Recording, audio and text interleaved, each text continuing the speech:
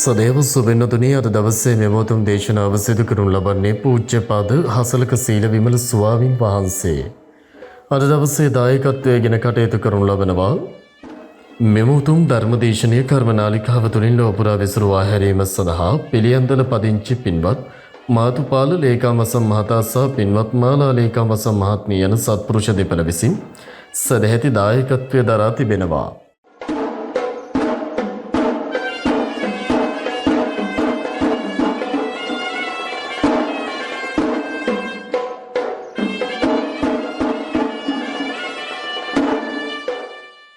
සමන්තා චක්කවාලේසු අත්‍රා ගච්ඡන්තු දේවතා සද්දම්මං මුනි රාජස්ස සුනන්තු සග්ග මොක්කදං ධම්මස්සවන කාලෝ අයං බදන්තා ධම්මස්සවන කාලෝ අයං බදන්තා ධම්මස්සවන කාලෝ අයං බදන්තා නමෝ තස්ස භගවතෝ අරහතෝ සම්මා සම්බුද්දස්ස නමෝ තස්ස භගවතෝ අරහතෝ සම්මා සම්බුද්දස්ස නමෝ තස්ස භගවතෝ අරහතෝ සම්මා සම්බුද්දස්ස.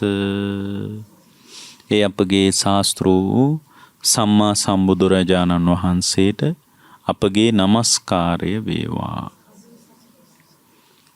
සුපින්වත්නි, මේ වෙලාවේ මේ පිනතුන් හැම දෙනාම බලාපොරොත්තු වන්නේ ධර්ම ශ්‍රවණය කරන්නටයි.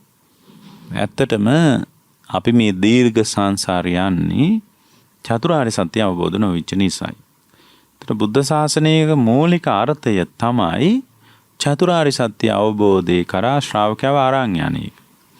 ඒක මේ සාම්ප්‍රදායික වැඩපිළිවෙලකින් නම් කරන්න පුළුවන් එකක් නෙමෙයි. මේ පන්සල් වල යන ආරණ්‍ය වල කෙරෙන මේක එක අපි වැඩපිළිවෙලල් තියනවනේ. ඔය පුද පූජා, වත් පිළිවෙත්, සාම්ප්‍රදායික දේවල්. ඒවයින් නම් මේ වැඩේ කරන්න බෑ කවදාවත්. අපි ඒක තමයි පළවෙනියෙන් දැනගන්න ඕනේ. මොකද මේ පළවෙනියෙන් අපි දැනගන්න ඕනේ ඇයි අපිට මේ අවබෝධය කරා යන්න බැරි කියලා. ඒකයි අපි පළවෙනියෙන් දකින්න ඕනේ. අවබෝධ කරන්නේ කොහොමද කියලා අහලා වැඩක් නැහැ. අපි හැම වෙලාවකම අපේ හෘද සාක්ෂියෙන් අහන්න ඕන මොකද මට මේ චතුරාර්ය සත්‍ය අවබෝධය කරා යන්න බැරි කියලා. ඒක තමයි පළවෙනියෙන් අහන්න ඕනේ. එතකොට අපිට ඇයි චතුරාර්ය සත්‍ය අවබෝධ කරන්න බැරි? අවබෝධ කරන්න බැරි අපි හරීම ගතානුගතිකයි. ඒකයි බැරි. ගතානුගතිකුණත් බෑනේ. අපි කියන අර පරණ හනමිටි ඔලුවඩ තියාගෙන ගියොත් කවදාවත් එයාට ජීවිත අවබෝධය කරා යන්න බෑ. ගතානුගතිකත්වය කියන එකෙන් මිදීම තමයි අවබෝධය කරා යන ප්‍රධාන දේ. ගතානුගතිකත්වය කියලා කියන්නේ අපි මේ සාම්ප්‍රදායික හුරුවීම් තියනවා. මනසේ හුරුවීම් තියෙනවා. මේ මනසේ විවිධ හුරුවීම් එක්ක සත්‍ය අවබෝධය කරා යන්න බෑ. ඇත්තටම සත්‍ය අවබෝධය කරා යනවා නම් යා මනස නිරවුල් කරගන්න ඕන පළවෙනි. අර ගතානුගතිකත්වයේ තුල නඩත්තු කරන එක හරි පහසුයි. දැන් ඕගොල්ලෝ බෞද්ධ නාමයෙන් දානි ටිකක් මාසයකට ගිහින් දීලා හාමුදුරුවොත් එක්ක කතා බහ කරලා මොනවද හාමුදුරනේ මේ දවස්වල කෙරෙන්නේ, චෛත්‍යය කෙරෙනවද, බෝධින් වහන්සේගේ මොනවද තියනවද, හරි හොඳයි අපිත් ඒකට උපකාර කරන්නම් කියලා රුපියල් 10000ක් 15000ක් 50000ක් ලක්ෂයක් දීලා ඉන්න එක හරීම ලේසි වැඩක්. ඉතින් අපි ඒක බොහොම ශ්‍රේෂ්ඨ දෙයක් විදියට අපි ඔක්කොම එකතු වෙලා හුවා දැක්කුවාට ඒක බොහොම පොඩි දෙයක්. ඒක ශ්‍රේෂ්ඨ දෙයක් නෙමෙයි. මේක බහරි ලේසිනේ අනික. දැන් මාසෙකට, දෙකකට, තුනකට, අවුරුද්දකට වඩා දානි ටිකක් දෙන එක කොච්චර ලේසි වැඩක්ද? ඒ අනික ලංකාවේ මිනිස්සු හිතාගෙන ඉන්නේ ඒක තමයි ලොකුම වැඩේ කියලා. ඒකනේ මිනිස්සුන්ට දානි දෙන්න මා පුදුම පොරකෑමක් නේ තියෙන ලංකාවේ. පන්සල් වල දානි දී ගන්න විදියක් නැහැනේ. හරි අමාරුයි. සමහර පන්සල් තියෙන අවුරුද්දකට වරක් විතර දානයක් කියන ඉච්චර දානයක් දෙන්න අමාරුයි. මොකද එච්චරට දානි සඳහා පුදුම උද්වේගයක් මිනිස්සු තුල තියෙන. එකෙන් කියන්නේ නැහැ දානි දෙන එක නරකයි කියලා. දානි දෙන එක හොඳයි. හැබැයි ගතානුගතිකත්වයේ ඇතුලේ සත්‍ය අවබෝධයේ සම්බන්ධ අදහස දන්පැන් පුදන වත්පිළිවෙත් වලට නැඹුරු වුණ සංඝයාට බොහොම කිට්ටු වෙච්ච අයට හම්බෙන එකක් නෙමෙයි. එහෙම ලැබෙන එක නෙමෙයි සත්‍ය අවබෝධය කියන්නේ. සත්‍ය අවබෝධය කියන්නේ Tamanගේම ජීවිතය විනිවිද දැකීමෙන් තමා තුළ උද්ගත වන තත්ත්වය. ජීවිතේ විනිවිද ඒක අර ගතානුගතිකත්වයෙන් මිදිලා තියෙන එක. අර සාමාන්‍ය පුරුදු වෙච්ච ජීවන චර්යාවෙන් ඒ කියන්නේ පුරුදු වෙච්ච ආගමික චර්යාවක් තියෙනවනේ.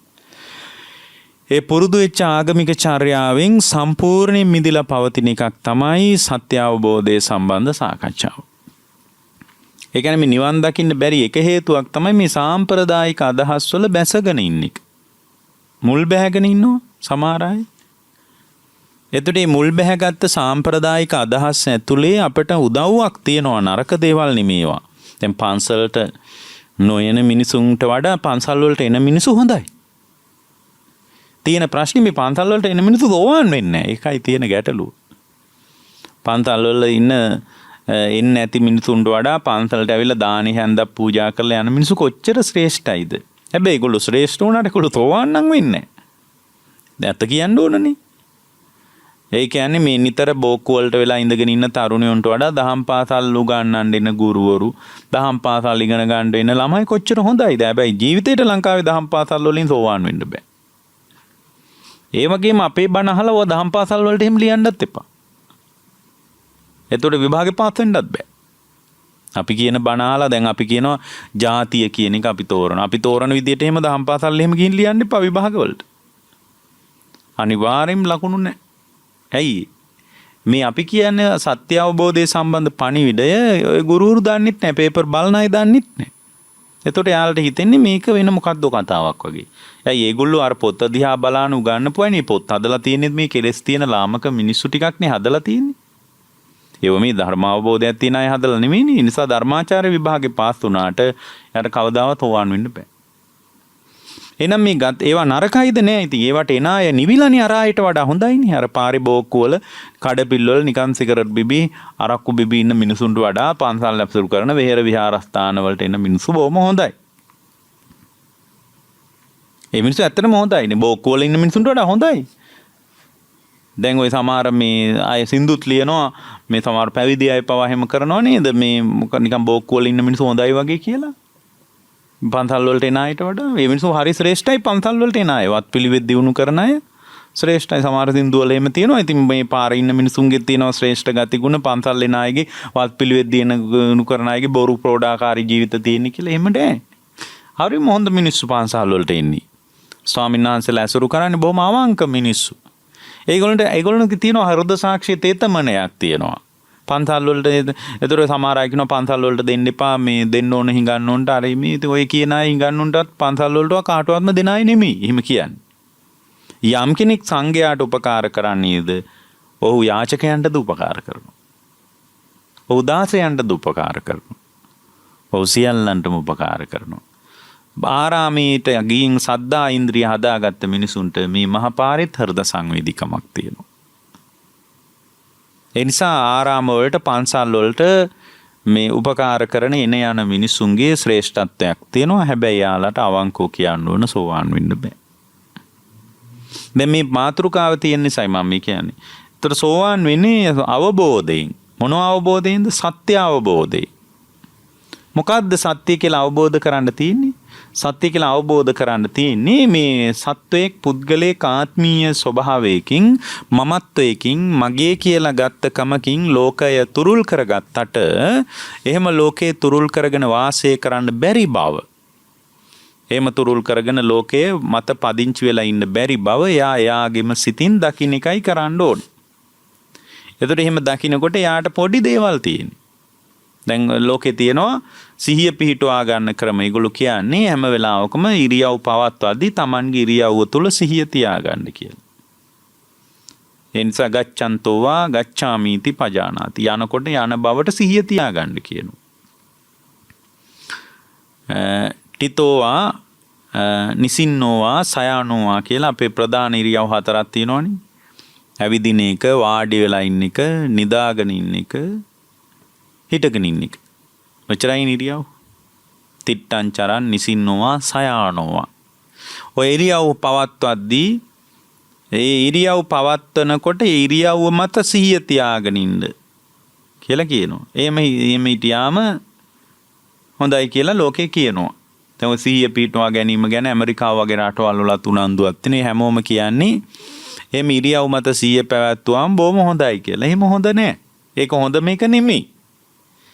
එතකොට මේ ඉරියව් පවත්වනකොට පින්වත්නි ඒ ඉරියව් පවත්වන එක දකින්න එකම නෙමෙයි අපි කරන්න ඕන. යනකොට යන බව දකින්න එකම නෙමෙයි කරන්න ඕන. යන පුද්ගලයෙක් නැති බවයි දකින්න ඕන. යනකොට යන බව දැනගන්නවා කියන එක බුද්ධ ශාසනයේ අර්ථය නෙමෙයි. යනකොට යන පුද්ගල බවක්, සත්වයක්, පුද්ගලයෙක් නෑ, ක්‍රියාවලියක් තියනවා කියලා දකින්න හැකියාවෙන් තමයි සෝවාන් වෙන්න තියෙන්නේ. ඕන ලස්සන දෙයක් මම සෝවාන් වෙන්න කිව්වේ. ගොඩාක් කාමදුරු කියනවා මේ ඇවිදිනකොට ඇවිදින බව සිහිය තියාගන්න, නිදා ගන්නකොට නිදා ගන්න බව සිහිය තියාගන්න. මේ හිත දුවන්න දෙන්න එපා. මේ හිටගෙන ඉන්නකොට හිටගෙන ඉන්න බවට සිහිය තියාගන්න. ගෙදර ඉන්නකොට ගෙදර ඉන්න බව සිහිය තියාගන්න. කඩේට යනකොට ගෙදර සිහිය තියලා යන්න එපා. කඩේට යනකොට කඩේ සිහිය තියාලා ඉන්න එපා කියලා අපි කියනෝ නේද? ඒක බුද්ධ ශාසනයේ අර්ථය නෙමෙයි ඇත්තටම.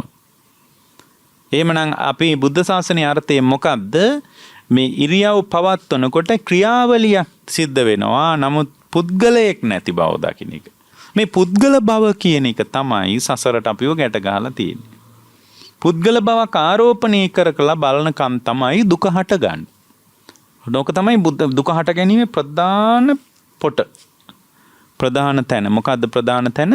පුද්ගල බවක් ආදේශ කරලා බලනකම් දුක තියෙනවා. පුද්ගල බව අයින් කරලා ලෝකේ කියවනකොට, ක්‍රියාවලියක් තුල කියවනකොට දුක එන්නේ නැහැ. ක්‍රියාවලියක් තුල කියවනකොට දුක එන්නේ නැහැ. දැන් මීට කලින් දේශනාවෙත් අපි පොඩි කාරණයක් මතු කළා. ඒක සම්පූර්ණ විස්තර කළේ නේ. උදාහරණයක් විදිහට බෝනික්ෙක් දැක්කහම බෝනික්කට පුද්ගල භවකින් පිළිගත්තාම දුක එනවා. පොඩි ළමයිට ඒකනේ බෝනික්කා හෙට මෙහෙට වෙනකොට අත කැඩෙනකොට කකුල ගැලවිලා යනකොට එහෙම වෙනවනේ. පොඩි ළමයිට අඬනවනේ. නමුත් එම් පොඩි ළමයි ඇඬුවට වැඩිහිටියා අඬන්නේ නැහනේ. බෝනික්කෙක්ගේ අත ගැලවුණා කියලා වැඩිහිටියා අය අඬන්නේ නැහනේ. පොඩි අය එහෙම අඬනවා. එතකොට එහෙම පුංචි අය එහෙම ඇඬුවට, පොඩි ළමයි එහෙම ඇඬුවට වැඩිහිටියා අය එහෙම අඬන්නේ නැහැ. එතකොට මේ වැඩිහිටියා අය ඇයි එහෙම අඬන්නේ නැත්තේ? ඒගොල්ලෝ දන්නවා මේ බෝනික්කොන්ට කතා කරන්න බෑ. බෝනික්ක මගේ බබා, මගේ දුව පුතා වගේ නෙමෙයි. බෝනික්කට විඥානයක් නැහැ. බෝනික්කේ කියන්නේ පුද්ගලයෙක් නෙමෙයි. නමුත් පොඩි ළමයි හිතාගෙන ඉන්නේ බෝනික්කේ පුද්ගලයෙක් කියලාමයි. ඔක ඉස්සෙල්ලා දේශනාවේදී අපි විස්තර කරගෙන ආවා. නමුත් අපි ඒක කියන්න බැරි වුණා. විස්තර කරන්න අමාරු වුණා. නම් වෙලාවක් තිබුණේ නැහැ. නමුත් මම මේ පොඩි අදහසක් ඔය පින්තුන් කිව්වේ පින්නත්නි බෝනික්ෙක් දිහා පුද්ගල බවක් ආරෝපණය කරලා බැලුවාම තමයි බෝනික්කුන්ගේ අත් ගැලවෙනකොට අර ළමයාට නිකන් තමන්ගේ අත ගැලවුණා වගේ නිකන් මා විශාල දුකක් ඇති වෙනවා පොන්චි ළමයින්ට. හැබැයි වැඩිහිටිය අයට එහෙම ඇති වෙන්නේ නැහැ. ඇයි වැඩිහිටිය අයට ඇති වෙන්නේ නැත්තේ? වැඩිහිටිය බෝනික්ක දිහා බෝනික්ෙක් කියන මට්ටමේ බැලුවට පුද්ගල බවකින් බලන්නේ නැහැ. පුද්ගලයෙක් කියලා එයාලට හිතෙන්නේ නැහැ. අතක් ගැලවුණාම නිකන් අයින් කරලා දානවා. හැබැයි පොඩි ළමයි කෑ ගහලා අඬනවා. වැළපිලා අඬනවා. හරියට දුක් වෙනවා පොඩි ළමයි. වැඩිහිටියෝ එහෙම කරන්නේ. එහෙනම් මතක තියාගන්න මේ ලෝකේ මේ ක්‍රියාවලිය ඇතුලේ සත්වපුද්ගල බවකින් ලෝකේ කියවනකන් තමයි කඳුළු වෙන්නේ. සත්වයක් පුද්ගලයෙක් කියලා ලෝකයට විවහාර කරන්නේ නැත්තම් ඒ බඳු ලෝකයක් වැටෙනකොට, කැඩෙනකොට, බින්දෙනකොට මිනිසුන්ට කවදාවත් දුක හටගන්නේ. දැන් අපි කරන ප්‍රධාන දෙයක් තමයි දැන් මේ පින්නතුන්ගේ මාතෘකාව තමයි චතුරාර්ය සත්‍ය අවබෝධයෙන් සෝවාන් වෙන්නේ කොහොමද? සෝවාන් වෙන්නේ පුද්ගල බව බිඳ වැටීමෙන්. එතකොට මේ සෝවාන් වෙන කෙනා තුල පවතින පුද්ගල භවයේ බිඳ වැටීමට අපි කියනවා සක්කාය දිට්ඨිය නිරුද්ධ වෙනවා කියලා. අපි තුල පවතින සංයෝජන 10ක් තියෙනවා. 10න් 3ක් කැඩෙන්න ඕන සෝවාන් වෙන්න නම්. සෝවාන් වෙන්න නම් 3ක් කැඩෙන්න ඕන. එතකොට මුල් සංයෝජන තුන තමයි සක්කාය දිට්ඨියයි, විචිකිච්ඡාවයි, සීලබ්බත පරාමාසයි. ඔය තුන අයින් වුණාම සෝවාන් වෙනවා. අපි සෝවාන් වුණා කියලා යා හොයන්නත් බෑ ලොකුවට. සෝවාන් වුණා කියලා යා හොයන්න බෑ. අනිවාර්යයෙන් දැන් මෙයා නම් සෝවාන් වෙලා නේද කියලා එළියෙන් කෙනෙකුට බලලා කියන්න බෑයි. සෝවාන් වෙච්ච කෙනාගේ චර්යාත්මකව ලොකු වෙනස්කම් නැහැ. හැසිරෙන විදිය වෙනස්කම් නැහැ. කතා කරන විදිය වෙනස්කම් නැහැ. වෙනද වගේම ගෙදර දරු මල්ලෝ එක්ක සාමාන්‍ය සුපුරුදු දිනචර්යාව යාට තියෙනවා. ඇයි? සෝවාන් වුණා කියලා කාමරාග පටිගවත් නැති වෙන්නේ නැහනේ. රාගේ නැති වෙන්නේ නැහනේ සෝවාන් වුණාම. පටිගේ යම් කෙනෙකුට නිකන් දෝමනස්සයක් කෙන එක. ඒ කියන්නේ යම් කෙනෙක් තුල දොම්නසක් කෙන එක නවතින්නේ නැහැ සෝවාන් වුණාට. ඇයි කාමරාග පටික දෙකම තියෙනවා සෝවාන් වෙච්ච කෙනාට. එතකොට යා කතා කරන විදියෙන්, ගනුදෙනු කරන විදියෙන්, වැඩ කරන විදියෙන් අපෝයි මෙයා නම් සෝවාන් වෙලා නැහැ කියලා කාටවත් කියන්න පුළුවන් කමක් නැහැ. සෝවාන් වෙනවා කියලා කියන්නේ මූලික බුද්ධ ශාසනය. ඒකනේ කාලේ ගොඩාක් අය සෝවාන් වෙච්ච අය ඉඳලා තිනවා. පොඩි ගමක පවා 500ක් විතර ඉඳලා තිනවා සෝවාන් වෙච්ච අය. බුදුරජාණන් වහන්සේ එක ගමකදී පැහැදිලි කළා මට මතකයි එක දේශනා එක ගමකදී ඒ ගමේ විශාල ගින්නක් ඇවිල්ලා ඒ ගමේ විශාල පිරිසක් එක්කෙනෙක් දෙන්නේ නෙමෙයි ගොඩාක් අය මැරිලා. මේ ගින්නක්ද මොකද්ද කියලා හරියට හිතා ගන්න බෑ. නිකන් ස්වභාවික අනතුරක් වෙලා ලොකු පිරිසක් මැරිලා. ඒ මැරුණාම බුදුරජාණන් වහන්සේ ගම දිහා බලලා වදාලා මේ ගමේ ආනන්ද මේ ගමේ 500ක් සෝවාන් වෙලා හිටියේ කියලා. මේ ගමේ 90ක් අනාගාමී වෙලා හිටියේ කියනවා. 90ක් සකෘදාගාමී වෙලා කියනවා 50ක් අනාගාමී කියනවා. සමහර භික්ෂුණීන් වහන්සේලා හිටියා රහත් වෙච්ච අය හිටියා කිව්වා. සමහර ස්වාමීන් වහන්සේලාත් රහත් වෙච්ච අය හිටියා කිව්වා ගින්නට අහු වෙලා අපවත් වුණා කිව්වා. ඒ ස්වභාවික අනතුරෙන් මේ පිරුණම් පෑවා කිව්වා. එහෙනම් මේ මගපල ලැබුවා කියලා මේ ස්වභාව ධර්මයේ රිද්මේවත් වෙනස් කරන්න බෑ. දාර්පවුගේ කාලේ හාමුදුරුව කෙනෙක් මේ කොටියෙකුට අහුනේ. මේක ගැන මිනිසුන්ට එක කියවීම තිබුණා. පග් කාලේ මේ කැලේ ඉන්නකොට ස්වාමීන් වහන්සේ නමක් කොටියෙක් පහර දුන්නනේ. ඉතින් කොටියෙක් පහර දුන්නා කියන්නේ කොටියෙක් ඇවිල්ලා ඒ හාමුදුරුවන්ගේ කෑලි කොටස් කාලා තිබුණා. හයි පහර දුන්නා කියලා පහර දීලා ගිහින්නේ නැහැ. සාමාන්‍ය කොටියෙක් පහර දුන්නොත් එහෙම යා අතාරින්නේ නැහැ ඒ ගොදුර. ඒ ගොදුර ලේසියෙන් අතාරින්නේ නැහැ. මම ওই කැලෑවල කොටි ගැනීම සෑහෙන දාන්නවා තොරතුරු. කොටියකේම අතාරින්නේ නැහැ. කොටියෙක් මිනිහෙකුට ගැහුවොත් එයා ආයෙනවා. එයා කොටියක මිනිහෙකුට ගහපු ගමන් කන්නේ නැහැ එහෙම ලේසි. දැන් ඒ ගොදුර අල්ලගත්ත ගමන් කන්නේ නැහැ එහෙම කොටියෙක්. දැන් ඔය කැලෑහිම මම ටිකක් ගැන දාන්න නිසා ඒවා ටිකක් ඇසුරු කරන්න අපි තුල කැමැත්තක් තිබ්බ නිසා ඔයගේ සත්තුන්ගේ හැසිරීම ගැන දාන මේ ආම්දුරුඩු නිකම්ම කැලෑවලට යන්නේ. සමහර අය හිතනවා මේ යන්න තැනක් නැතුවද කැලෑවලට ගිහින් තිනවා ඊට වඩා අවබෝධයක් තියෙන ඕන ආම්දුරු. පින්වත් ඔය කැලෑවල ඉන්න හැම ආම්දුරු කෙනෙක්ම සත්තු ගැන හොඳට දානවා. මං කොටි ගැන විතරක් දවස් ගාණක් කියන්න. කොටියකේම ලේසියෙන් කන්නේ නැහැ මිනිස්සෙකුට කොටියෙක් මිනිහෙකුට අභියෝග කරන්නේ. ස්වාමීන් වහන්සේලාත් කොටි ඉස්සරහට යන්නේ මම දැකපව කාලේ Facebook එකේ ගොඩක් ලියලා තියෙනවා මේ ස්වාමීන් වහන්සේලා ගැන. බලන්න අපරාධ ජීවිතේ මේ මීට වඩා අවබෝධයක් තියෙන්න ඕනේ නේද අවබෝධය කරා යන අයට කියලා. හොඳ දැක්මකින් යන්නේ. හොඳ දැක්මක් ආම්දුරුණුට තියෙනවා. මිනිසුන්ට අභියෝග කරන්නේ නැහැ මේ කොටි. එතකොට මේ එහෙම අභියෝග කරන කොටි නෑ ඇත්තටම. ඒතර අභියෝග කරපු කොටි ඉඳලා තියෙනවා. ඒ අභියෝග කරපු කොටි හිටියත් පින්වත්නි ඒගොල්ලෝ පානම කොටි එහෙම විතරයි මිනිසුන්ට අභියෝග කළේ. පානම කැලෑවෙම ස්වාමීන් වහන්සේලා හරි පරිස්සමට හිටියේ.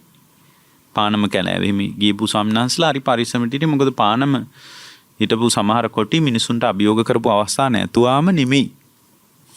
දැන් ශ්‍රීපාද කැලෑවෙන හොත්තට ආඳුරු කැලේ ගැන දන්නවා. සර්පයෝ ගැන දන්නවා. එහෙම මොකක්වත් අවබෝධයක් නැතුව මේ බොහොම අන්ධකමකින් පිළිවෙත් පුරන්න යන අය එහෙම නෑ කැලෑවල. ඒ නිසා පොරුවට අකුසල නම් කරගන්න එපා. අකුසල නම් කරගන්න එපා. මොකද සාමාන්‍ය කොටියෙක් යා පහර දුන්නොත් එයා පහර දෙන්නේ සාමාන්‍ය. කොටියෙක් දැක්ක ගමන් කරන්නේ අපි හිට ගන්න එක. හිට ගත්තම පහර දෙන්නේ කොටියෙක්. එයාගේ ඇස් මට්ටමට පේන්න ඕන ගොදුර. එතකොට එයාගේ කොටියා මග හැරලා යනවා. ආඳුරුරුත් මේ මම පිළිවෙත් පුරනවා මෙන්න කොටියකින් ඕන බලන්න මගේ පිළිවෙත් වල ප්‍රතිබල සම්පන්නකම කියලා ආඳුරුරු එහෙම ගිහින් කෙලින්ම හිට ගන්න ඔය පිළිවෙත් පුරන අයගොල්ලෝ හරීම පිළිවෙත් පුරන ඔය වනාන්තර වල ඉන්නට හොඳ සිහියක් තියෙනවා හොඳ දැක්මක් තියෙනවා. ඒ ස්වභාවික අනතුරු වෙනවා ඉතින්. එහෙම අනතුරු වෙන එක තාම සාමාන්‍ය තත්ත්වයක්. ඒතකොට සමහර ලාවට එහෙම පහර දෙනකොට ඒ පහර දීලා ඒ කොටියා එමීට යනවා ඊට පස්සේ ආ හොඳට විවේක අරන් තමයි ගොදුරට ආන්නේ. කොටියෙක් පහර දුන්නොත් පළවෙනියෙන් හදවත තමයි ගන්න. හදවතට තමයි අභියෝග කරන්නේ. ඒතකොට ඒ හදවත තමයි ගල්වලා ගන්න. දැන් හදවත මෙහෙම්නේ අපි ගන්න සාමාන්‍ය. කොටියෙක් එහෙම ගන්න මේ පැත්තින් අත දාලා ගන්න. එතකොට එහෙම අරගෙන පින්නත්නි ඔය කොටි කරන්නේ ඊට පස්සේ ගොදුර එයාට ගොදුර අයිති කියලා කොටියෙක් දැක්කොත් එහෙම මේ කොටියා ආය එතනට එනවා. එයාගේ ගොදුර. ඒක කාටවත් උරුම කරුවෙක් නැහැ කියලා. ඒ වගේ සමහර ස්වභාවික අනතුරු නිසා පැවිද්දොත් අමාරු වෙටනවා. ඉතින් ඒකෙන් කියන්න බෑ අනේ ಗುಣධර්ම තිබිලා නැහැ. මොකද මේ සෝවාන් වුණා කියලා මේ ස්වභාව ධර්මයේ රිද්මය ඇතුලේ ඒ සෝවාන් කමෙන් මොකක්වත් ලොකුවට මේ ජීවිත අභියෝගේ එනකොට විශේෂයෙන් මේ අභියෝගේ ඉස්සරහා ලොකු දෙයක් සෝවාන් වුණා කියලා කරන්න බෑ. දැන් කියන්නේ උදාහරණයකට සෝවාන් වුණා කියලා සතර මහා ධාතු කිපෙන එක නවතින්නේ නැහැ. සෝවාන් වෙන්න කලින් සෙම ඇවිස්සිච්ච විදිහටම සෝවාන් වුණා සෙම ඇවිස්සෙනවා. මොකද සෙම හැදෙන්නේ ඇඟේනේ. සෝවාන් වෙන්න හිතන්නේ. වාත රෝග තියෙනවා. මගපල ලැබුවා කියලා වාත රෝග හැදෙන එක නවතින්නේ. පිත කිපෙනවා සමහර මිනිසුන්ගේ. පිත් රෝග හැදෙන එක නවතින්නේ සෝවාන් වුණා කියලා. වාපිත් සෙම් කිපෙන එක නවතින්නේ. ඒ කියන්නේ මේ මගපල ලැබුවා කියන එකෙන් විශාල වෙනස්කමක් වෙන්නේ නැහැ. මොකද වෙනස්කමක් වෙන්නේ නැත්තේ මේ රූපය මේ වෙනකොටම පෙර හේතුඵල ධමයෙන් හැදිලා ඉවරයි.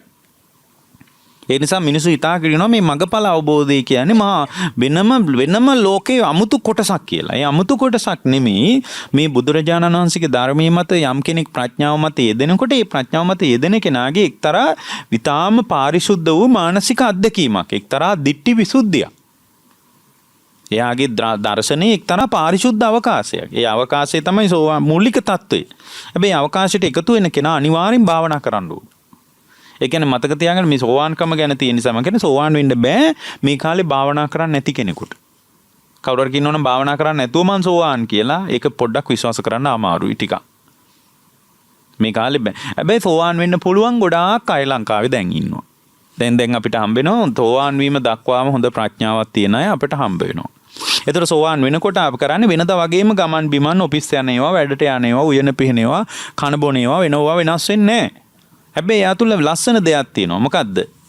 එතකොට එයා ඇවිදිනකොට සිහිය තියෙනවා විතරක් නෙමෙයි. ඇවිදිනකොට පුද්ගලයෙක් නැති බවට සිහිය තියෙනවා. ක්‍රියාවලියක් ඇති බවට සිහිය තියෙනවා.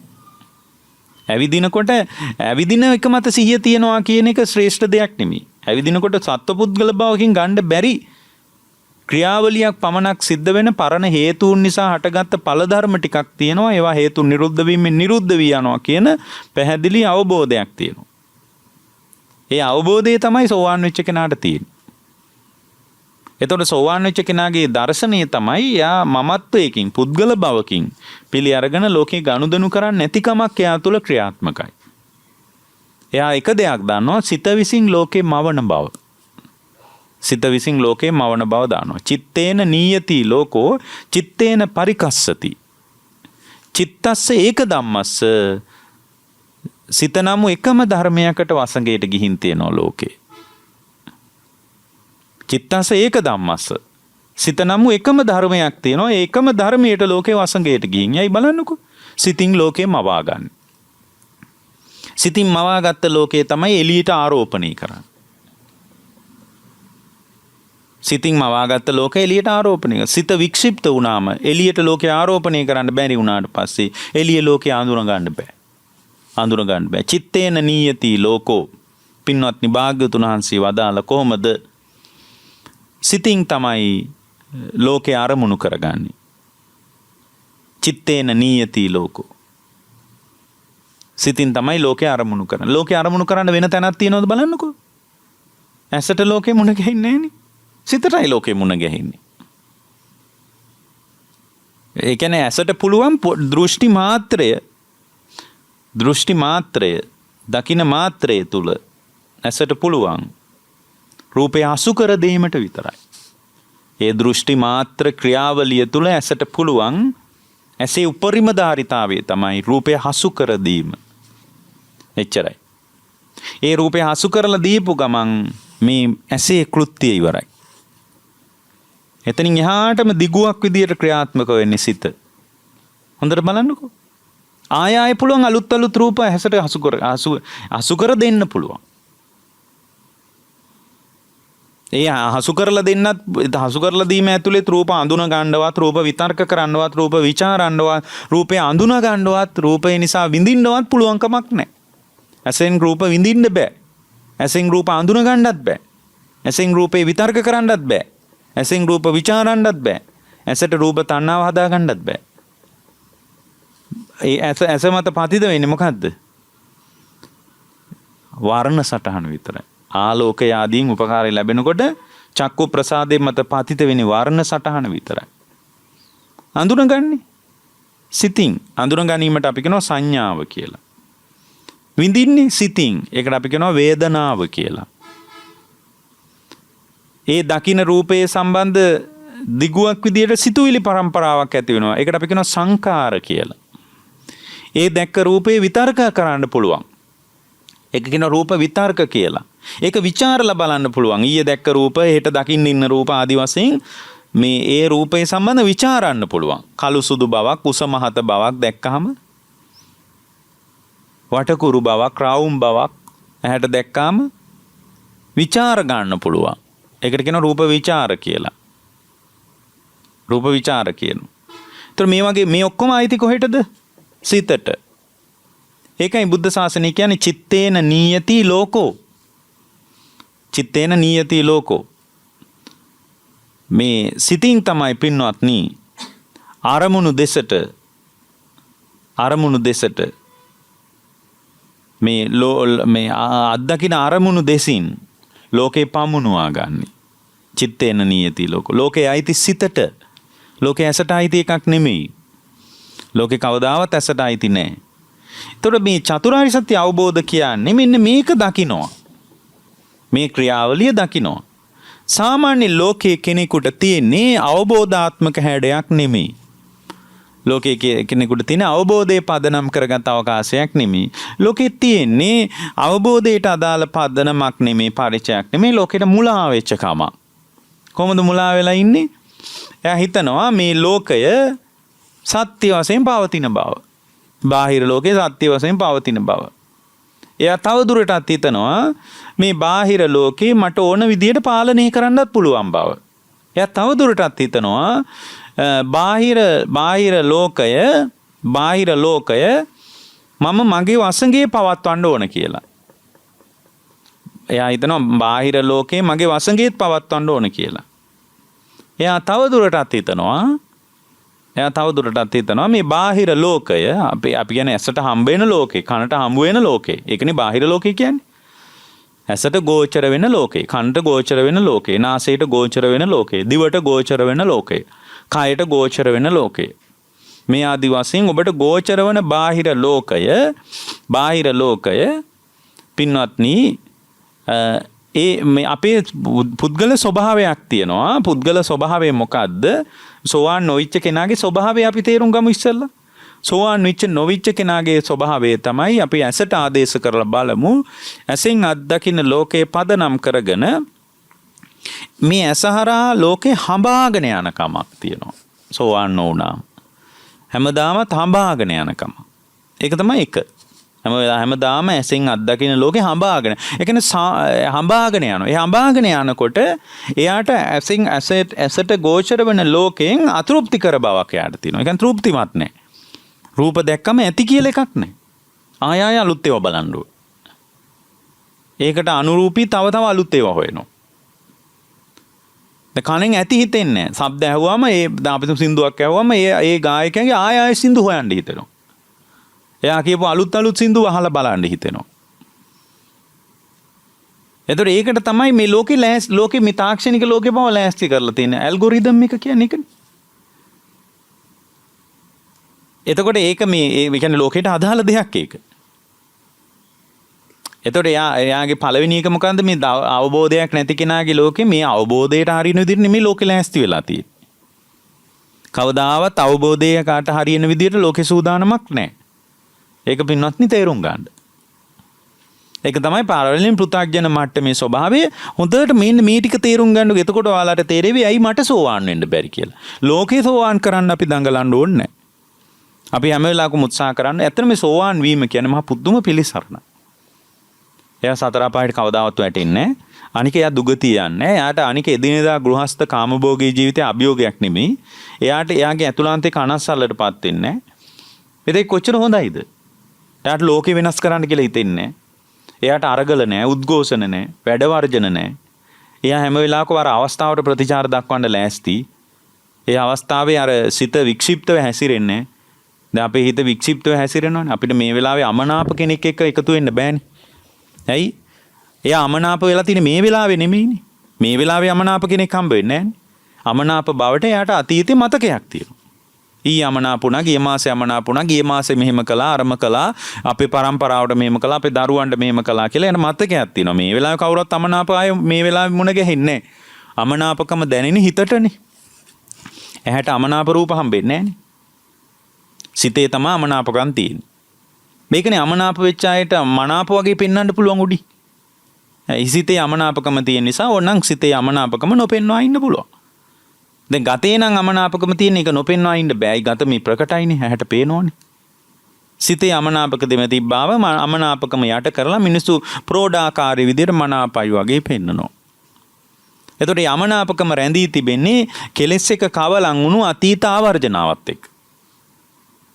කෙලෙස් එක කවලම් වෙච්ච කියලා කියන්නේ මා අමනාපුනි මාව මට අමනාප මේ අහවලා කියලා යමනාප තමන් වසා අමනාප වෙච්ච කෙනාව සම්බන්ධ මතකයක් තියෙනවා. ඒ වගේ මේ අමනාප වෙච්ච සංසිද්ධියත් එයාට මතකයි. ඒ නිසා තමයි දැන් අමනාපය හම්බ වෙන්නේ. ඒ කියන්නේ කෙලෙස් සහගතව ව්‍යාකූල පුද්ගල භවකින් පිළිගත් මතකයක් නැත්තම් මේ වෙලාවේ අමනාප කියලා જાතියක් හම්බෙන්නේ නැහැ. ඒකනි බුදුරජාණන් වහන්සේගේ ශ්‍රාවකේ රහතන් වහන්සේලා හැම වෙලාවෙම අලුත්නි. අමනාපය නැහැ කවුරු. කිසිම අමනාපය නැහැ. ඒක ඒ කියන්නේ අමනාප ලෝකේ ස්වභාවය වුණාට ඒක තමන්ගේ ස්වභාවයක් වෙන්නේ නැහැ. තමන්ගේ ස්වභාවයක් වෙන්නේ නැහැ.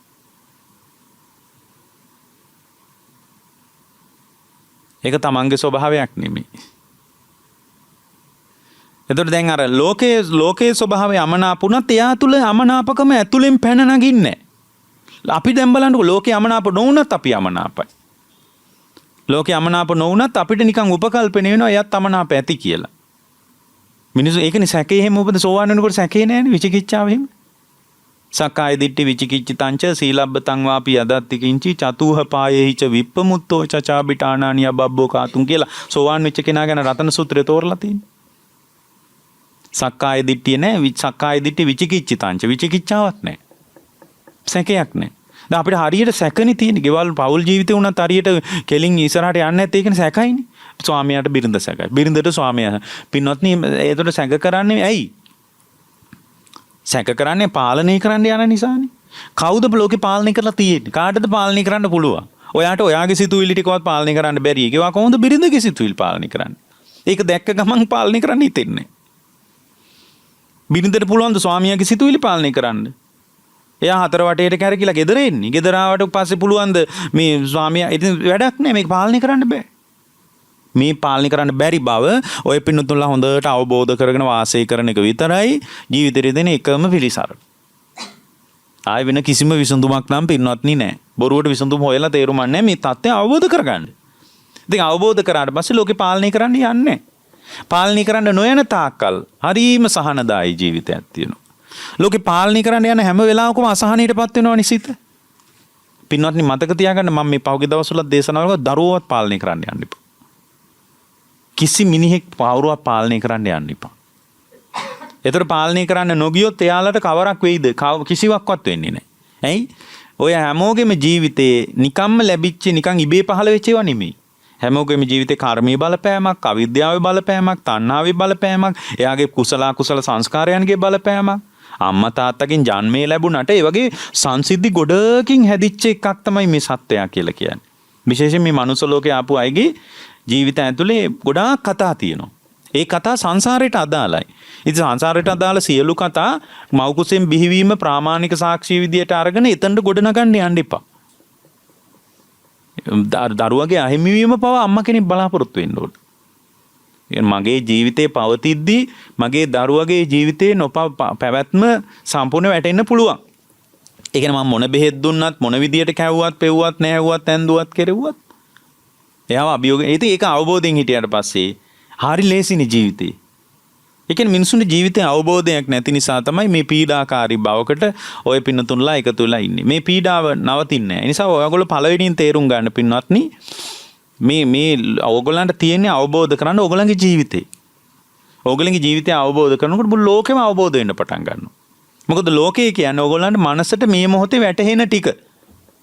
ඒකයි බුද්ධ ශාසනය කිව්වේ චිත්තේන නීයති ලෝකෝ චිත්තේන පරිකස්සති. චිත්තස්ස ඒක ධම්මස්ස. ලෝකෙම සිත නම් එකම ධර්මයක වසඟයට ගිහින් තියෙන්නේ. එතකොට මේ අපි හැම වෙලාවකම මෙන්න මේ ටික හොඳට ඔළුවට දා ගන්න ඕන. එක පළවෙනි එක තමයි පින්වත්නි මේ ජීවිතය තුළ සෝතාපන්න වෙන්න බැරි අපේ ජීවිතය තුළ පින්වත්නි මේ ඇසින් ලෝකේ උරඟානකොට අපේ ස්වභාවයක් තියෙනවා.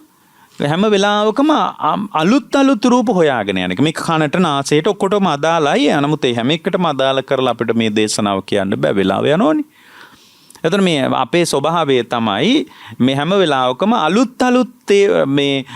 අලුත් රූප හොයාගෙන යන එක. ඇහැට අදාළව නම්.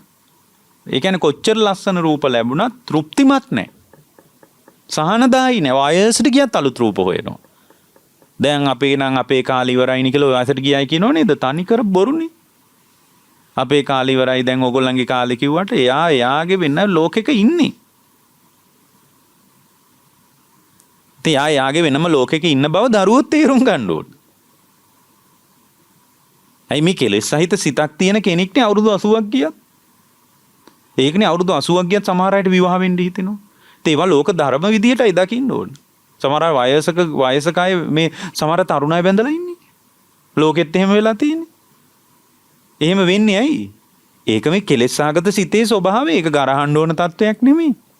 ඒක ධර්මතාවයක් විදිහට අපි දකින්න ඕනේ මේ සිත හැසිරෙන විදිය.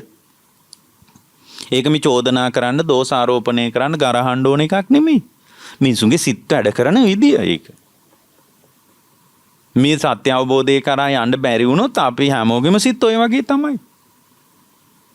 පින්වත්නි මේ පළවෙනි එක තමයි අපි තේරුම් ගන්න ඕන මේ ඇස හරහා නැවත අලුත් රූප සිතින් හඹාගෙන යන්නේ. ඒ මොහොතේ රූපේ ගෝචර වෙන එක විතරයි ඇහැට වෙන්නේ. ආයෙත් අලුත් රූප ඇහැට අහු වෙනවා එච්චරයි. ආයෙ අලුත් රූප ඒ රූපේ ගැන කිසිම මතකයක් ඇහැට අදාළ නැහැ. ඒ රූප සංඥා ඇහැට අදාළ නැහැ. ඒ රූප විතර්ක ඇහැට අදාළ නැහැ. ඒ දැන් මේ පේන රූපය ඇතුළට ගන්න ඇහැ උදව් කරනවා. ඒ කියන්නේ ඇහැ කියන වටිනාම සාක්ෂියක් නෙමෙයි. මොකද මේ සම්පූර්ණ විශ්ලේෂණ, ගවේෂණ, සංශ්ලේෂණ මේ ඔක්කොම අදාළ සිතට. ඒකයි මේ ධර්මයේ කියන්නේ චිත්තස්ස ඒක ධම්මස. සිත නම් එකම ධර්මයක් වසඟයට යන්නේ. සිත නම් එකම ධර්මයක වසඟයට තමයි ලෝකේ යන්නේ. ඒතර පළවෙනි එක තමයි ඇස හරහා සිත නැවත අලුත් රූප උරගාන්න ආසයි. ඒ ආසාව ඉවර වෙන්නේ හිත පවතින තාක්කල්, හිතේ කෙලෙස් ටික පවතින තාක්කල් අලුත් රූප හොයන එක ඇස කවදාවත් හිත කවදාවත් අතාරින්නේ නැහැ. කන කවදාවත් ඒකයි අලුත් ගායකයන්ගේ අලුත් සින්දු අහන්න හිතෙන්නේ. ඒ කොච්චර පරාජිත බවක් දැනනවත්, කොච්චර කනස්සල්ලක් දැනුණත් ඒ නවත්තන්න හිතෙන්නේ. දැන් කොච්චර මැච් පෙරදුනත් ක්‍රිකට් මැච් බලන එක නවත්තන්න හිතෙන්නේ නැහැ. වයසට ගියා ඉන්නවා. කන් නැතුව ක්‍රිකට් මැච් බලන්න පුළුවන්. අපි කියනවා අනේ ඔන්න බලන්න මේ වයසට ගිය මනුස්සයගේ හැටි බණක් ඇහුවා නම් මොකද ওই වෙලාවි කියලා කිව්වට ඒක කවදාවත් කරන්න පුළුවන් වැඩක් නෙමෙයි. අපි ඒක තේරුම් ගන්න ඕනේ. අපි ඒක හොඳට තේරුම් ගන්න ඕනේ. මම නම් දැන් ඔය අලුතෙන් බණ දෙන්න යන්නේ නැහැ කාටවත්. අන්තිම පිරිහිච්ච මිනිහෙක් දැක්කත් තේරුම් කරනවා වරක්. දෙවරක් තේරුම් කරන, තුන්වරක් තේරුම් කරන. ඊට පස්සේ hina වෙනවා යත් එච්චරයි. ඊට පස්සේ ආයෙ නිවැරදි කරන්න යන්නේ. ඇයි මේ හිත හැසිරෙන විදිය අපි තේරුම් ගන්න ඕන. ඒ තේරුම් ගැනීම හරි පහසුයි අපිට නිවෙන්න. ලෝකේ නිවැරදි කරන්න යන හැම මිනිහෙක්ම දෝමනස්යෙන් ඉන්නේ. හොඳට බලන්නකෝ.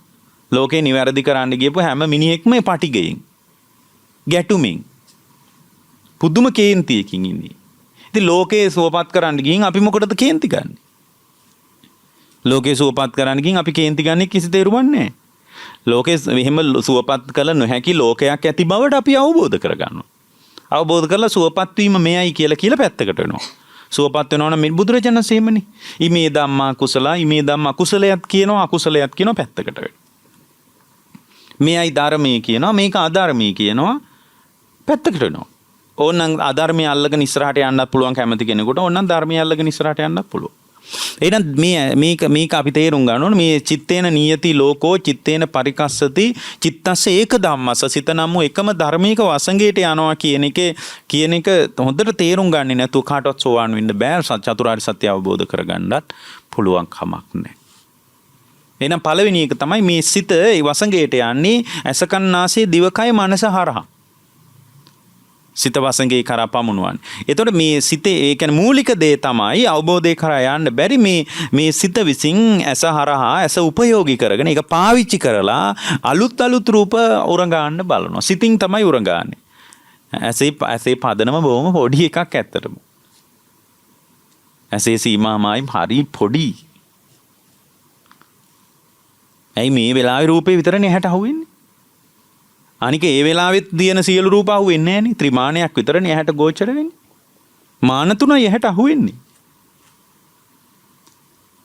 ඇසට ත්‍රිමාණයක් විතරයි ගෝචර වෙන්නේ. කොච්චර පටුයිද ඇහැ. අපි හිතනවා ඇහි ලොකු කැපැසිටි එකක් තියෙනවා කියලා. ඒ නිසා මිනිස්සු වටිනාකම පෙන්වන ප්‍රධාන දේ ඇස. බෞද්ධයෙක් ඇස වටිනා දෙයක් විදිහට සලකන්න ඕනේ නැහැ. බෞද්ධයෙක් වටිනාම දේ විදිහට සිතයි සලකා ගත යුත්තේ. ඒකනේ මිනිස්සු විවහාරයට කියන්නේ මට ඇස් දෙක වගේ වටිනවා කියලා කියන්නේ. ඇස ඊට ප්‍රතිබල සම්පන්නයි ඇත්ත. ඇසේ අත්දැකීම් පරාසය හොඳයි. නමුත් ඇහැට ගෝචර වෙන්නේ වර්තමාන රූපේ විතරයි. ඊයේ දැකපු රූප ඇහැට අදාළ නැහැ. ඊයේ දැකපු රූප සම්බන්ධ මතකේ සිතටයි අදාළ. පොඩ්ඩක් ඉන්නකෝ මම කල්පනා කරලා බලන්න කියලා. ඇයි ඔයා මට හම්බුනේ ගිය සතියේ මම හම්බ වුණේ. මම ඔයාව දැක්කේ. අයියෝ මට hina වුණේ. එහෙමද පොඩ්ඩක් ඉන්න මම කල්පනා කරලා බලන්න කොහෙදද කියලා මිනිස්සු කල්පනා කරන්නේ. ඒ ඇසට ගෝචර නැහැ හිතට ගෝචර වෙන්නේ. මිනිස්සු සිතින් තමයි සම්පූර්ණ මානසිකාරය කර කල්පනා කරලා ඇතුලේ data ඔක්කොම ඇනලයිස් කරගන්නේ. විශ්ලේෂණය කරලා තොරතුරු ඔක්කොම අවසල ගන්න බලනවා හිතේ. එතකොට මේ සිත කියන්නේ මහ විශාල ධර්මයක්. සිත අවබෝධ කළාම දුක නිමා වෙනවා. සිත අවබෝධ කිරීමේ ප්‍රධාන පාරක් තමයි බුදුරජාණන් වහන්සේ පෙන්වුවේ. එහෙනම් ඇස උපයෝගී කරගෙන සිත විසින් අලුත් රූප දැකීම පිණිස සිත හැසිරෙනවා. ඒකට හේතුව තමයි සිතේ අවිද්‍යාව සහගතව තණ්හා කරන මූලික මනෝභාවයක්. ඒකට අපි කියනවා ක්ලේශයන්ගේ අනුසය මට්ටමක් සිත ඇතුලේ ක්‍රියාත්මක වෙන නිසා ඒ අනුසය තියෙනකන් අලුත් රූප බලන් හිතනවා. වයසට ගියත් ගිහි වුණත් පැවිදි වුණත් අලුත් රූප බලන් හිතෙනවා. වයසට ගිහින් බණක් ඇහුවා නම් හොඳ නැද්ද කියලා අහලා වැඩක් නැහැ ගෙදරයි ගිහින්.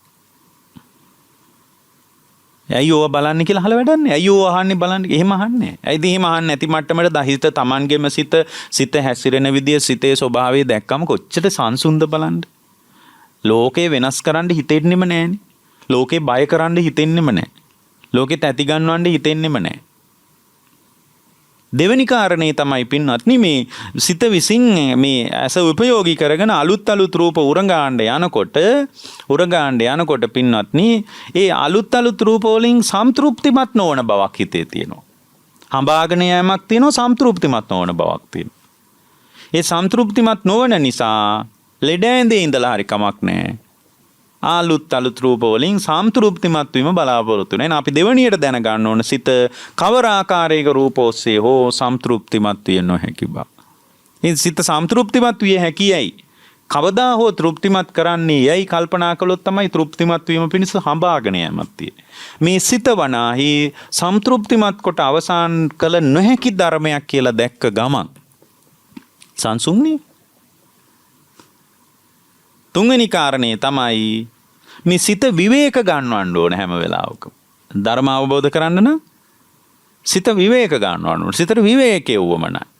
විවේක නොවීම කියලා කියන්නේ සිත තුළ නොයෙක් කෙලෙස් ධර්මයන් මත පදිංචි වී වාසය. අනේ සිත විවේක ගන්නවා ගැනීම පිණිස පාවිච්චි කරන උපාය මාර්ගය තමයි සමත භාවනාව කියන්නේ. සිත පුළුවන් තරම් විවේක ගත කර ගන්නවා. බුද්ධ ශාසනයේ මේ අවබෝධය කරා යන්න පෙන්නපු ඉතා වැදගත් දෙයක් තමයි සිත විවේකයකට එකතු කරනවා. මෙන්න මේ කාරණා තුන ගැන ඉතා පැහැදිලි අවබෝධයක් ඔය පින්නතුන්ලාට තිබුණොත් මේ කාරණා තුන ගැන ඔයාලට යම් දල අදහසක් තිබ්බොත් පළවෙනි එක මොකද්ද? මේ සිතින් තමයි ලෝකේ මවන්නේ. සිත නම් එකම ධර්මයකට වසඟයට තමයි මේ සත්වයා ගිහින් තියෙන්නේ. වසඟයට ගිහින් තියෙන තාක්කල් සංසාරයේ පැනවෙනවා. සිත කරන්නේ ඇස ආදී උපයෝගී කරගෙන රූප හඹාගෙන යන එක. ශබ්ද හඹාගෙන යන එක. ඒ හඹාගෙන යනකොට සිත සම්තෘප්තිමත් වී අවසාන වෙන්නේ සම්තෘප්තිමත් වීම දුරින් පේන්න පටන් ගන්නවා. ඒ කියන්නේ කවදාවත් සිත සතුටු කරලා ඉවර කරන්න බෑ. දැන් ඔයාලා හිතානේ දැන් ඔයගොල්ලෝ හිතනවා ඒක අනිත් පැත්තට. ඔයාලා හිතනවා මම සතුටු වෙලා ඉවර වෙයි. ඉතින් ඉගෙනගෙන බලනවා වාහන අරගෙන බලනවා අලුතෙන් ගෙවල් හදලා බලනවා. ගෙදර වෙනස් කරලා බලනවා ජනෙල් කරවල අනිත් පැත්තෙන් දොරවල් දාලා බලනවා. බලනකො මිනිසු කරනේවා. ඒ මොනවා කළත් කිසිම ආස්වාදයක් නැහැ. ඉතින් ඊට පස්සේ මේ ටයිල් අල්ලන එක අයින් කරලා වෙන ඒවා අල්ලලා බලනවා. කුස්සිය වෙනස් කරලා බලනවා. ඒකයි ඔය ගෙවල් වල කාන්තාව වැඳ පුටු මේසෙම නිතර වෙනස් කරන්නේ හිට මෙහෙට තල්ලු කර කර.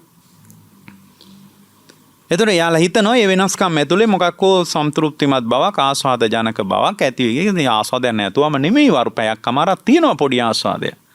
එච්චරයි තියෙන්නේ. පැයක් කමාරකට වඩා ඒ ආස්වාදයේ පවතින. ඒ කියන්නේ වෙනම ලස්සන දෙයක්. මොකද්ද? ආස්වාදයේ කියලා දෙයක් තියෙනවා. බොහොම චුට්ටක්. ඒ කියන්නේ ආස්වාද ආදීනව නිස්සරණ කියන්නේ ආස්වාද කියලා එකක් කාම්පූර්ණ කපලා දාලා නැහැ බුද්ධ ශාසනය. ආස්වාදයක් තියෙනවා. මේ විපරිණාමීය සිතේ විපරිණාමීය අඤ්ඤතා භාවීය වෙනත් ස්වභාවයකට පත්වීමේ ක්‍රියාවලිය ඇතුලේ පින්වත්නි මේ වෙනස් වීමේ විපරිණාමීය අඤ්ඤතාභාවී ස්වභාවය ඇතුලේ සිත හැම වෙලාවම අලුත් වෙනකොට අර පරණ ආස්වාදයේ සිතට ඔරොත්තු දෙන්නේ නැහැ. එහෙනම් මේ සිතේ ස්වභාවයක් පවතිනවා. මේ සිතේ පළවෙනි මූලික தත්වය තමයි සිතෙන් මේ ඇස උපයෝගී කරගෙන අලුත් රූප හඹාගෙන යනවා. දෙවෙනි එක තමයි සිත තුල පින්වත්නි ආස්වාදයේ කියන එක ස්ථාවරත්වයක් නැති බවක් නිසා මේ ක්‍රියාවලියට එකතු වෙනවා. ඒ කියන්නේ ආස්වාදය කියන එක ස්ථාවර නැති නිසා තමයි අලුත් රූප අලුත් ශබ්ද හඹාගෙන යන එක තමයි දෙක. එතකොට මේ ප්‍රශ්නේ ඒ කියන්නේ මේ අවබෝධය කරා යනවා නම් කෙනෙකුට ඕන නම් සෝවාන් වෙන්න එයා තුන්වෙනි කළ යුතු ඉතා විශේෂ දේ තමයි සිත විවේක ගන්නවා ගන්න එක. අරමුණු පස්සේ දුවන එකෙන් සිත මුදවාගෙන. ඒකට මේ පාරිසරික සාක්ෂි ගොඩක් බලපානවා. ඒ නිසා හුදේකලාව කියන එක හරිය වටිනා එකක්. ඔය ආරණ්‍යම ගත පරිසරය ගස් කොළන් තුරු ලතා එක්ක ගෙවන ජීවිතේ මේ ගොඩ නැගිලි එක්ක ගත නොකරන ජීවිතේ පිරිස එක්ක නොඉන්න ජීවිතේ හරිය වටිනවා ඒකට. ඒකෙන් නිවන් දකින්න බෑ. හැබැයි අර මේ අවබෝධය කරා යන කෙනෙකුගේ මූලික අවකාශයක් තමයි සිත විවේකගත කරගන්න එක.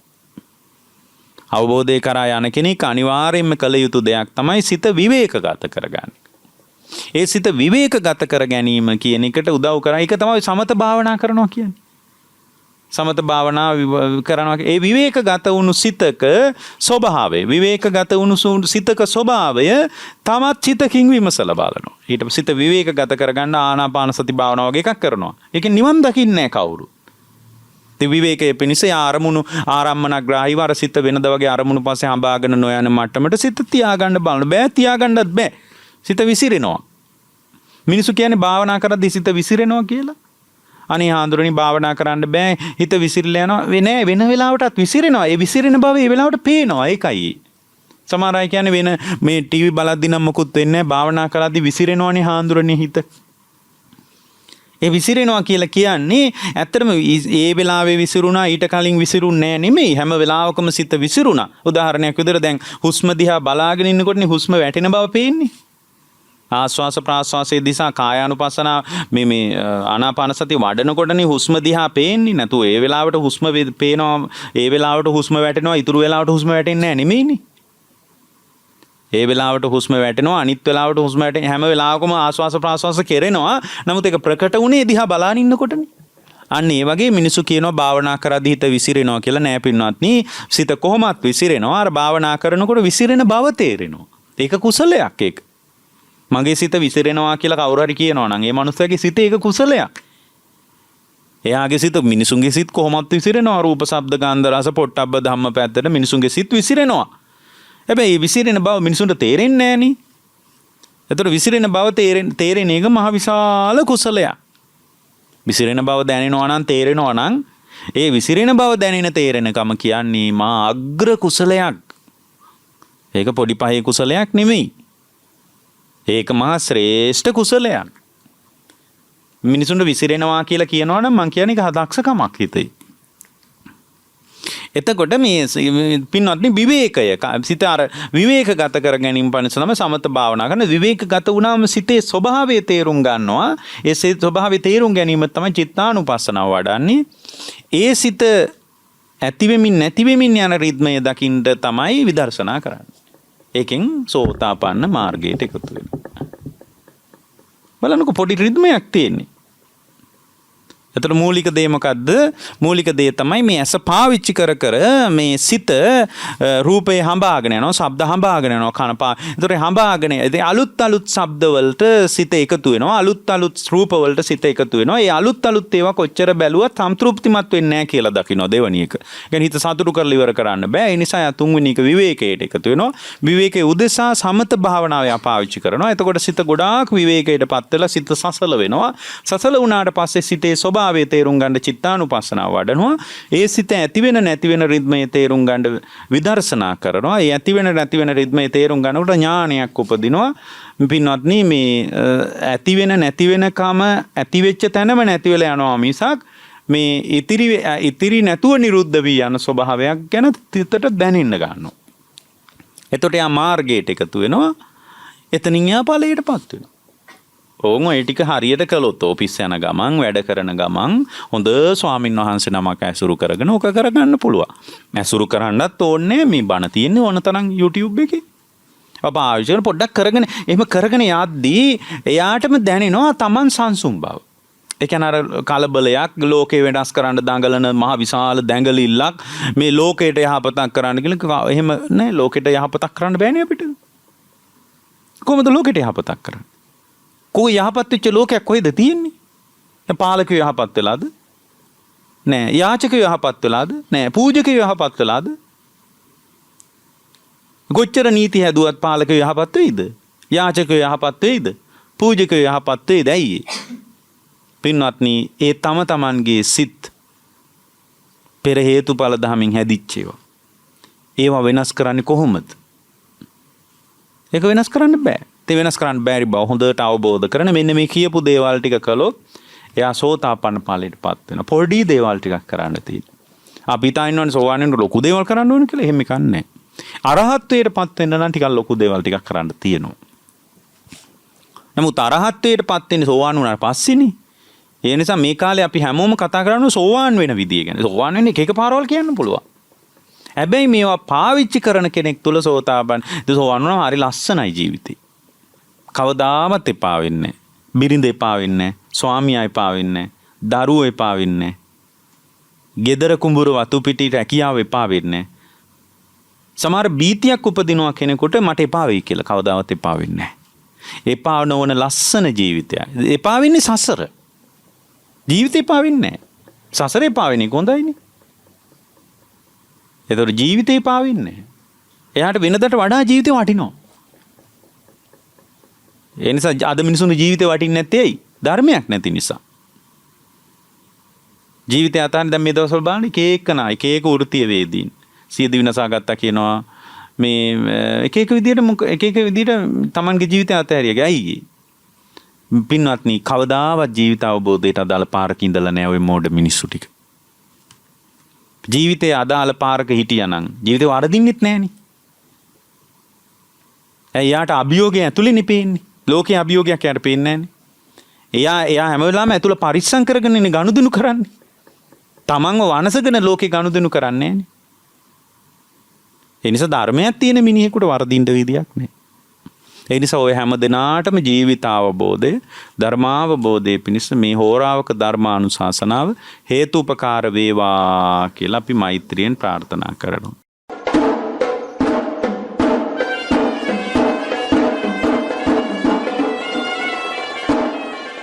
සදේව සුබින්නතුනි, අද දවසේ මෙමොතුම් දේශනාව සිදු කරනු ලබන්නේ පූජ්‍යපද හසලක සීල විමල ස්වාමින් වහන්සේ. අද දවසේ දායකත්වයේ ගෙන කටයුතු කරනු ලබනවා මෙමොතුම් ධර්මදේශනීය කර්මනාලිකාව තුළින් ලෝපුරා විසුරුවා හැරීම සඳහා පිළියන්දල පදිංචි පින්වත් මාතුපාල ලේකාමසම් මහතා සහ පින්වත් මාලා ලේකාමසම් මහත්මිය යන සත්පුරුෂ දෙපළ විසින් සදැහැති දායකත්වය දරා තිබෙනවා. අරමුණු අතර සිහිපත් කර තිබෙනවා මෙම උතුම් ධර්මදානයෙන් මෙලවින් සමගෙන පරලොව සැපත් වූ අපගේ දෙපාර්ශ්වයේම පරලොව සැපත් දෙමාපියන් ඥාති හිත මිතුරන් සේවක සේවිකාවන් රට වෙනුවෙන් දීපිදු රණවිරුවන් සිහිපත් කරමින් ත්‍රිවිධ රත්නීය විජයෙහි රැස් කරගත් සියලු කුසල් සම්භාරයෝ අනුමෝදන් වේවා. මේ පින් මහිමෙන් යම් හේකින් අල්පේශාක්‍ය තැනක උපත ලබා ඇතනම් මහේශාක්‍ය දිව්‍යමය සම්පත්තියටපත් වේවා.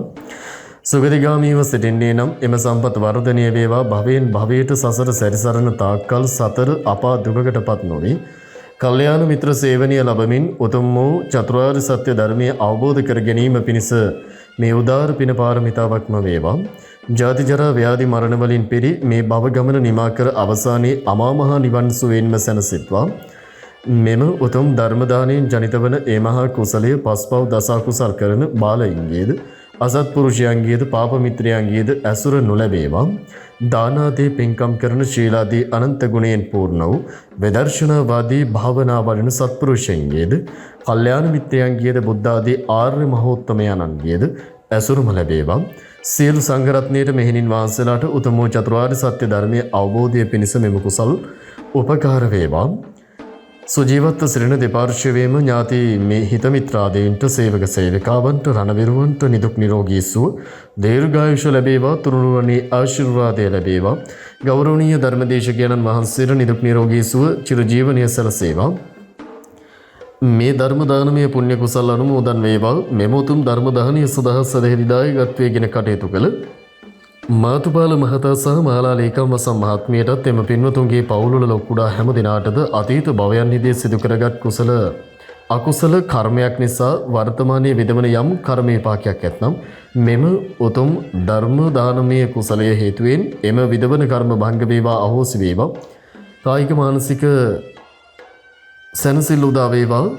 චිත්ත ඒකාග්‍රතාවය උදා වේවා. මෙම උතුම් ධර්ම දානය සිදු කර ගැනීමට අපට අවවාද අනුශාසනා කළ පින්වත් ශාස්ත්‍රපති රාජකීය පඬිතු නීතියගම චන්දිම ස්වාමින් වහන්සේට මතු ශාසනයක බුද්ධ උපස්ථානය සඳහා පාරමී දම් පූර්ණ වේවා. නිරන්තර පුදුමුවින් ගලා ගිය ඒ උතුම් අමාතම් පද